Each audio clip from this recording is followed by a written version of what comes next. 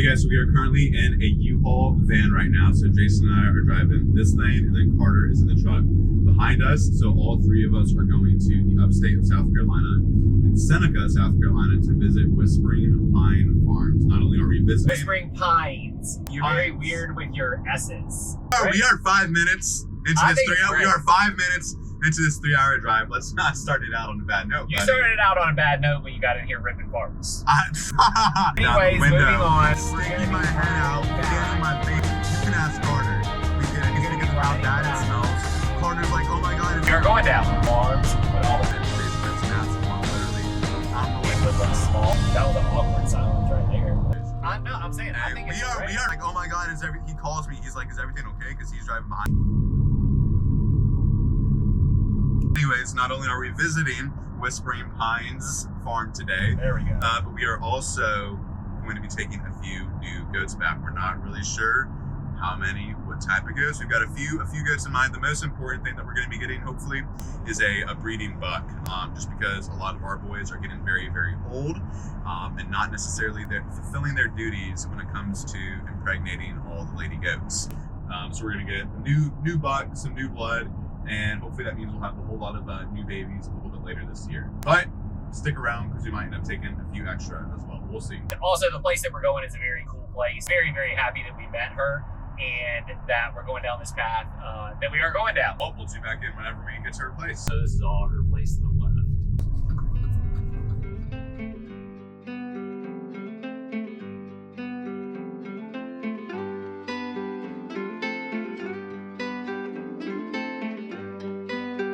Yep. And she's a good milker.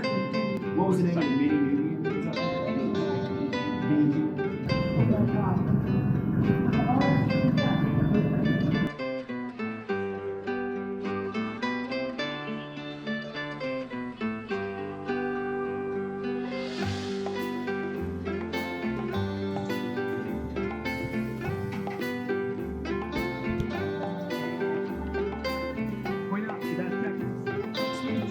Smooch, okay. Well, I gotta tell you, this boy's so ready. I'm telling you, she's look at those long teeth. I mean, that isn't just But the difference is these girls have son in them that you don't have. Yeah. They're snitching on them.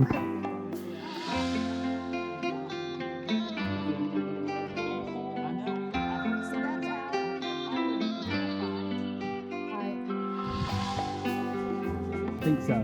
She goes to catch yes, the cats. Yep. Alrighty guys, we are on the way back. We've got the goats in the back, and we'll give you guys the grand reveal whenever we get back. Alrighty guys, so this is the big reveal. These are 2 out of the 3 new goats that we got. These guys are Snubians, which is a mix between a Saanen goat and a Nubian goat. So we're still kind of finalizing the names, but what we're thinking is this girl's going to be Big Debbie, and then that girl over there is Little Debbie. It's actually been about 3 or 4 days since we've picked these guys up. We sent off all their blood and feces to our local extension at Clemson Extension to get tested for Yonis, CAE, and to have a fecal run on them. So we got all the results, and thankfully everyone was negative for those 2 diseases. We just finished doing some hoof trimming, and these girls actually got milked on the stand for the first time here at Goat Daddy's, which has been pretty awesome. Carter said they both were absolutely wonderful. Obviously a little bit of nervousness kind of associated with being in such a new place with all the new things in their environment, but these 2 are looking amazing. I've got to say, Little Debbie, this one right over here in the back, she's a little bit smaller, but I feel like she's actually a better producer than Big Debbie right here, and I've never had a goat that is as easy to milk out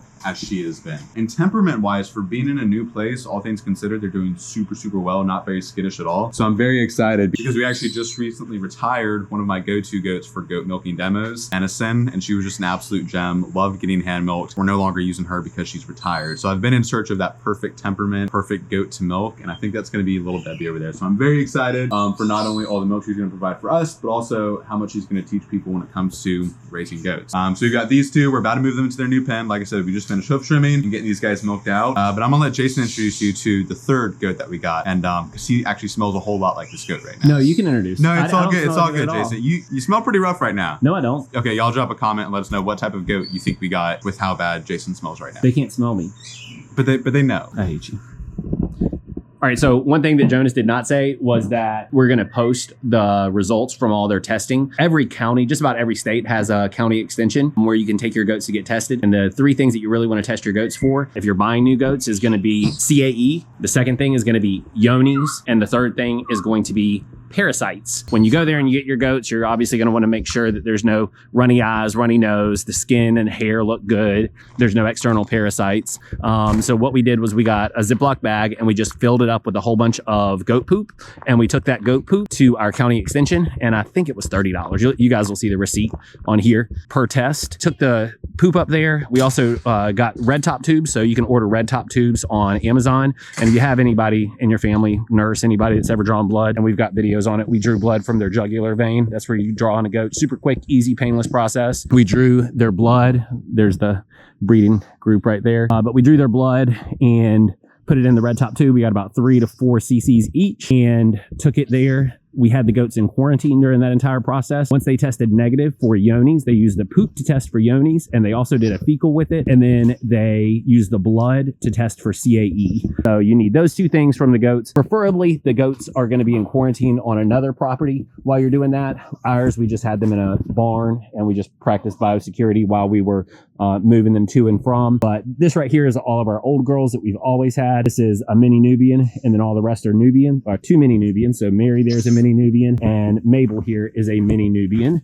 And so the rest of them are all our yearling Nubian girls. And so they are in with Machete, who is the buck that we got. And I've taken a real big liking to, I hate to say it, but mutt goats, mixed breed goats. This guy is a mix of a Saanen, a Nubian, and a Nigerian. And he's got super, super dairy genetics and super dairy characteristics. So he's got a really long back, really long legs, really large male parts, which the opening in the back legs, how do I describe this? The distance between the 2 back legs means that genetically, if he had babies, there would hopefully be enough space back there for the girls, his daughters, to have a big udder. If their back legs are too close together, then that can mean that they can have issues with having a big udder. So Jonas is actually leading these girls over to the new pen. We're actually setting them up in a pen because they're out of quarantine now. We know they're good. They're clean goats. We've done their hooves. We dewormed them. We left them in the saw for 24 hours after deworming them just to let all those parasites come out. And now we are going to put them in the pen next to our girl goats so that they can kind of make friends with them. This is all of our babies right here, our 4 babies that we're retaining this year. We got Big Debbie and Little Debbie are going to be going in this enclosure right here, right by the house where we can see them. And it's also inside of our 6-foot tall fence. Sometimes goats can jump over a 4-foot tall fence. We just want to make sure these girls cannot. So we're going to put them in this enclosure just for safety for the next couple days. And also they will be able to see our girls and kind of get to know them through the fence. And then once they feel comfortable being out here with our herd, we'll go ahead and put them in with the main herd, which I'm very excited about. As you can see, we've let our grass get really, really high in here. These girls were on pasture previously, so we are going to let them have as much grass as they want. And then obviously we're feeding them orchard grass hay, and we're switching them slowly, very slowly, like teaspoon, tablespoon size amounts. Whenever I tell people to switch their goats slowly from one food to another, I mean like a tablespoon a day increase in the amount that you're feeding them. So we're going to be doing that very, very slowly and get them switched over to our goat food. But super excited to have these girls. And as Jonas was saying, they're Saanen Nubian mixes, which means that we're going to have a massive amount of milk. They'll actually get bred in about 2 months, and we are going to be having an insane amount of milk from these girls in probably about a year. Because these girls are only 3 years old right now, and this most recent time of having babies was their first time ever having them. And typically goats on their first freshening, which is the first time they have babies, they don't produce as much milk. So after we breed these guys again, then they'll produce an insane amount of milk. We're also towards the end of their milking season right now, when they were being milked at the previous farm they were at. So they're starting to dry up a little bit more than a lot of our other does. They're seeing an emu for the first time in their entire life, and they're so intrigued by it. Is that a massive chicken, girls? They're like, that is a big looking chicken over there. Apologies for interrupting your cute animal content, but I hope you'll forgive me once you hear that you can actually meet and stay with the very same cute animals that you're watching right now. That's right, you can stay at our Airbnb on the farm and animal sanctuary. Not only will you be provided with luxury amenities like a hot tub, fancy schmancy coffee, a bidet if you're feeling brave, and remote control everything, but you'll also get to hang out with the 150 plus animals that call Goat Daddy's home, including Abu the camel, Norris the cow, Piper the Quadrimundi, the crazy macaws, obviously the goats, and every single animal in between. Check the description to book your stay today. Now back to the video. We typically don't buy new female goats because we have so many, but we are in a drought. We need a lot of milk right now. I never would have thought that milk sales would have gone as crazy as they have gone. So we needed more goats for milk really, really badly. So we got these 2 goats.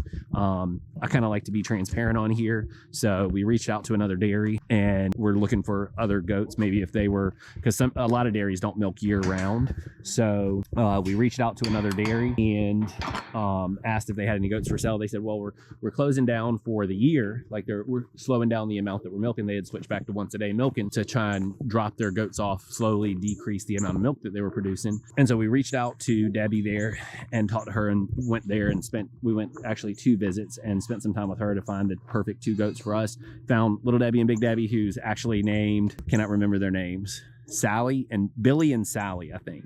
Reached out to her, got these 2 goats, and we're adding them into our herd now. Now that all their testing has come back clean, they're good to go. But they were $800 each for the girls, for the does and milk. It's very hard to price something like that or find out how much. It's kind of like it's worth however much somebody is willing to spend, and they'll pay that off in the milk that they produce probably in about 3 months. And then any milk produced after that will be just bonus milk that we'll be able to sell. And we also paid $500 for the buck. The buck is a mixed breed goat, but he's, like I said, he's got those really good features, and I'm not really breeding for the show ring. I'm breeding more for health. I want really healthy goats that are really happy, and I want goats that are, have the dairy features, the qualities that I really like, and he's got those really good qualities that I like. So super excited to have him in the herd. Very excited to see where he's going to take his babies are going to look like and all that. I think we're going to have some really awesome babies out of him, but he's going to be breeding with all of our goats this year, which is really, really cool because he's not related to anyone. So we can breed him with everyone, just put all the girls in the same pen and breed them all